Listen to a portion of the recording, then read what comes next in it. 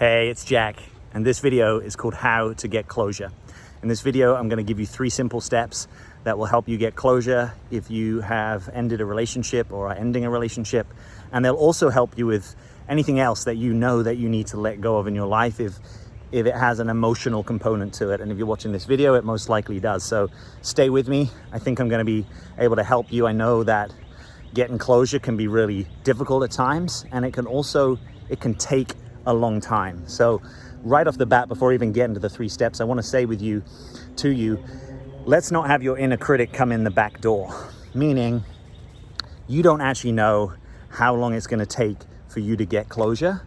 So be as proactive as you can, and also there's some letting go that needs to happen, right? You're not in control of this timeline. So anytime you find yourself saying, well, I should have had closure by now, or, you know, I dumped him yesterday and so I should be over it, right? Sometimes even just hearing people's stories, there can be a real lack of sobriety and just self-love in our expectations on ourselves. So this is a great territory for you to put down expectations and actually get in more rapport with your own process, because your own process has intelligence, right? Your process will know if it needs a little bit longer, right? Just in the same way, you know, if you've got something that needs to heal, like you bumped your elbow, you don't get to say, well, that should have healed yesterday, right? The body is going to take sometimes longer, depending on a whole variety of factors, other things that are going on, right? Other demands for resources, what the season is, what the temperature is, etc., etc. And it's a similar thing with you. So take it easy and let's get into these 3 steps. So the first step to helping you get closure is to authentically feel your authentic feelings about the situation. And this is probably going to include some gnarly stuff, right? Gnarly meaning anger, frustration, maybe even hate, right? I know that we tend to use that word in a very sort of specific way in our culture. But really often when you get down to things, the part of us that is snide or sarcastic or has witty things to say about the other person, or whatever your kind of go-to strategy is when you have felt something difficult or powerless and you don't know what to do with it, often that brings up some deeper, darker feelings. So I'm giving you full permission to not have to judge yourself and to be in touch with what is actually happening, what you are actually feeling. So the key here is non-judgment. The other key is to create spaces for this to happen, right? I'm lucky right now, I'm glad to be sharing this with you. I'm in a very beautiful, natural setting. I know that for me, in my times of processing, healing, difficult emotional stuff, I feel very supported by getting out in nature. What does it for you, right? Some people being, you know, at the beach, some people being close to water. It might be that just, you know, taking some hot baths or sitting in a park or a garden. For some of you, actually, you know, maybe being out and watching other people while you're doing your journal so you don't feel alone, so you notice that there are other people that also have problems in the world. Find what is actually most supportive to you, but make sure you are having some of those times where what you are actually doing is being intentionally and directly in contact with what is coming up for you. And probably there's going to be a cycle of this, right? So this is not one and done. This is not, well, I did that last weekend, so I shouldn't have to do it this weekend. It's trusting yourself and your process. Now, let's make a little distinction in here. We could distinguish amping up your feelings, right? So if you're doing things that are adding to your feelings in a way that you could almost call it manipulating your feelings, that's somewhere that we can actually take a different approach, right? So if you are spending time wearing his clothes, poring over old pictures of a relationship, listening to the music that you used to listen to, going to your favorite spots or restaurants, or recreating rituals, that stuff is probably manipulating your feelings, right? It's probably going to be bringing you into nostalgia, and nostalgia has its place, but mostly it keeps us stuck in the past and it keeps us holding on to older identities, right? So if the journey of development is often about staying in the present and not being so much in the past, and not unconsciously drifting attention into the past. So we really want to feel is what is actually here right now. right? Not sort of what am I creating and amping up through not being willing to put aside memories and rituals that aren't really authentically bubbling up in this moment. Of course, you might have authentic memories coming up as you're going into your journal, right? And we're not trying to be the police here. It's not like, any moment something like that comes up. This is more a direction of travel than a policy. But notice what is actually here, and can you be in touch with it, right? So this will often happen in coaching, and I can be just as liable and guilty of this. Someone says, well, what are you feeling? Well, I feel like he shouldn't have done that, right? So that's not a feeling. That's a perspective or an opinion about someone else, and it could be completely valid and 100% true. But what you're feeling is going to be a feeling word, right? So hurt, disappointment, and as much as possible, even though we can be exquisitely poetic and reified in our description of our emotional experience, and if that's your thing, have at it. But where possible, maybe just keep it simple, right? And when it boils down, most of it for most of the time is going to be some combination of anger and sadness, right? So what is your anger and sadness? What does it have to say, right? So this brings us to point number 2. So point number 2 in getting closure is actually getting stuff out of you, right? So what we don't want is that you have a whole set of unmetabolized emotional experiences sitting in your body and being, right? So we actually need to vomit. There's a reason that the body vomits. It's to get something out. And you kind of need to have a bit of an emotional vomit or a journal vomit or a metabolization, if that's a nicer way of saying it. But stuff is better out, even if it comes out clumsily, even if it comes out, amped with more anger than maybe it needs to. Get it out. Give yourself permission. And for some of you can do this through, journaling, like somatic writing, like allowing your bodily experience to inform what it is that you are writing out. What does your anger have to say? What does your sadness have to say? And even if right now you imagine, you're like, oh, what does my anger have to say, Jack? That's like a weird way of thinking about it. Sure, it is, until maybe it becomes a little bit more of a normal way of thinking. But it's basically saying, if you took the censor off, if you were allowed to have your experience fully, right? That's really the underpinning of this, is what is your actual experience? Not the experience you thought you would have, not the experience you hoped you would have, not the experience that your inner critic is telling you should have, but what is your actual experience? What are you actually feeling, right? So you may have something that occurs to you as kind of petty, right? Or maybe there's something from a year ago that you just still haven't let go of. That's fine. Let's be real to the experience. Let's give you the floor. And you can do this with a journal. You can audio journal. You can speak this out. You can take yourself into the car, put the music up. You can take yourself into a nature spot. Find somewhere that you are able to release and kind of just share how you feel, and that you don't have to worry about the consequences. This is not you delivering this to someone else, right? It's vomit. It's getting it out. Get it out, get it out, get it out, get it out.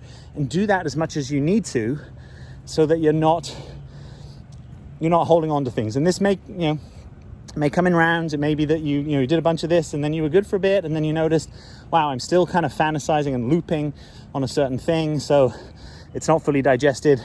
Let me hit the journal again, or hit the nature spot, or however you are allowing yourself to get these things out, right? And then there's the third step. The third step has to do with stopping projections into the future. Right? So there's often a part of us that wants to know, well, what if, right? What if I hadn't said that thing to him, right? Or what if we had decided to travel together rather than travel separately, right? Or what if we had moved in or hadn't moved in? Or what if I hadn't taken that job? And this, is normally coming from a structure of doubt, maybe imagination, but typically it's doubt. It's sort of doubting what is actually happening right now. And it's an anticipatory structure that moves you into the future and takes you away from presence.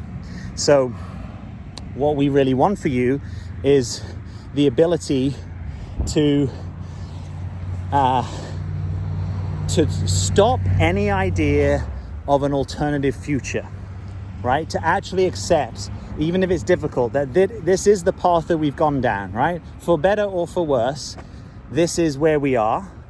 It does not mean that if you get clear guidance in the future that something else is needed, right? That you want to step into a new conversation with this person, or you want to pursue a different possibility, or you know, maybe you're changing careers and you might leave open the possibility of going back into this kind of career. But that belongs to the wings of time, right? That belongs to the future. Right now, it's actually about letting it go. You know that song is like, let it go. Not the Beatles, Let It Be. It's like there's a song.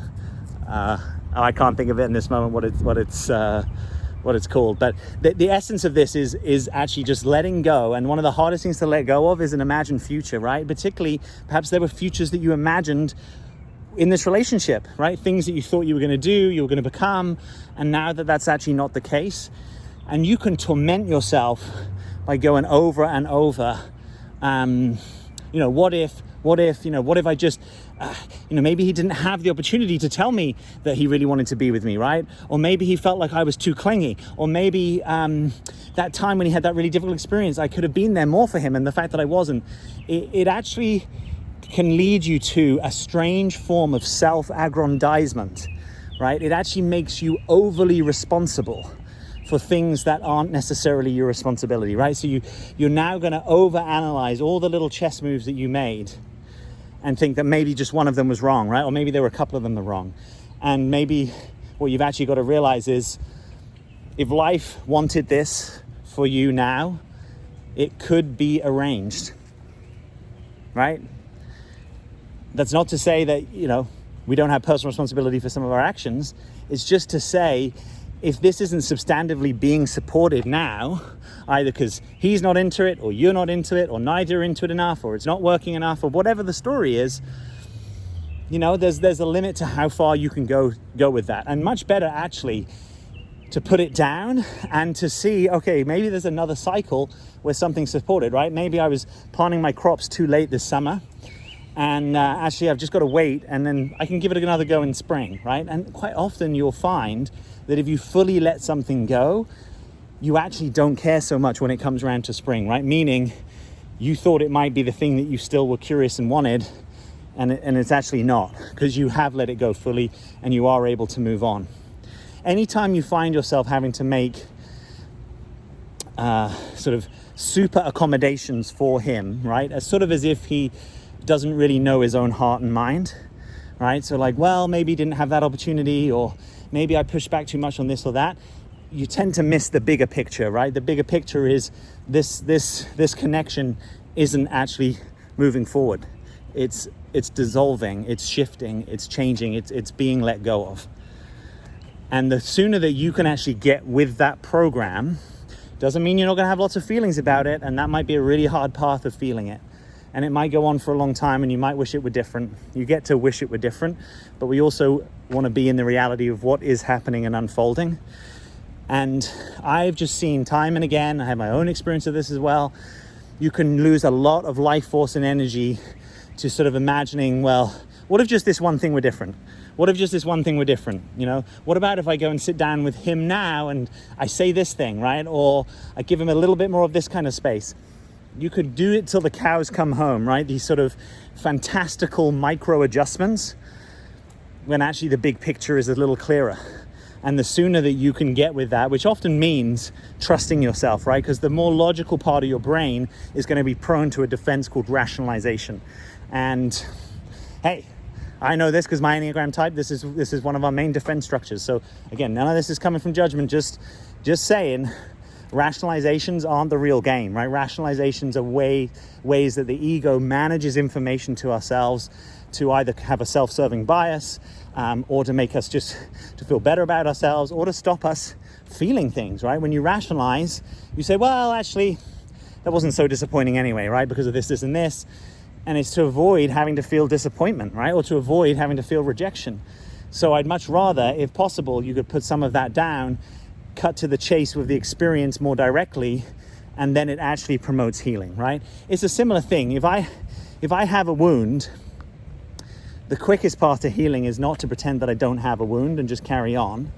It's actually, okay, let's get it cleaned, let's get it dressed, let's show up, but then also let it go and let the body do its thing, because the body's going to know things about how to heal this that I can't consciously manage for myself.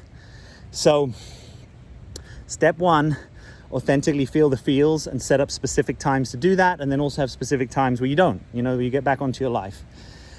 Step two, get it out. Write it out, vomit it out, speak it out, sing it out, shout it out, dance it out, some of you. Maybe even go and get body work. If you literally know, like, oh, it's really stuck somewhere in my body, maybe get like some help to move it out, but don't stand for having stuff stuck in you. And then three is drop the future, right? Which is a profound spiritual practice for any of us, whatever your particular flavor of spirituality or not. Just being here in the present moment is the best strategy for most of us, most of the time, if not all the time. So what is actually going to allow you to be in the present moment? It's you actually have to allow the ideas, the hopes, fears, expectations that you had for the connection or for whatever the thing you're letting go of is, to go. And that's scary, because that is a form of dying, right? That is a form of shavasana, letting stuff fully go. And it's hard, and sometimes it sucks, and sometimes you don't want to, and sometimes you don't want to feel it. But you grow from that, right? You grow, you mature spiritually, and you actually get into a deeper rapport with life, right? Which includes change and transition and transience, and flow and movement, right? Stuff is not going to just stay static in your life. So I want to wish you good luck with this. You can do it. It may not be the favorite time of your life, but trust me, there will be a point on the other side where you may even have some gratitude that you could go through this, because it's profound, right? Feeling your own sadness and anger is profound. It is rapport with yourself, and it's also the quickest path to you being more available for something else in the future. Another career path, another expression of you, a new type of authenticity, a new type of relationship, right? So this is the reason to try and go through this process, is that actually it sets you up better for, let's hope, what's going to be in store for you. So I want to know your experience. Are you going through this now? How is it? What are you struggling with? Do these 3 points make sense? Have you tried any of them? Leave me a comment beneath the video. I'd love to know your experience. If you want, check out this video. It'll give you a good follow-up option. And hit the like button if you've liked this video. Thanks for staying this far. I super appreciate it. We'd love to have you with us in the channel. Hit subscribe. Release new videos every week on dating, personal growth, authenticity. We'd love to have you with us. And as always, I'm Jack. Thanks for being here.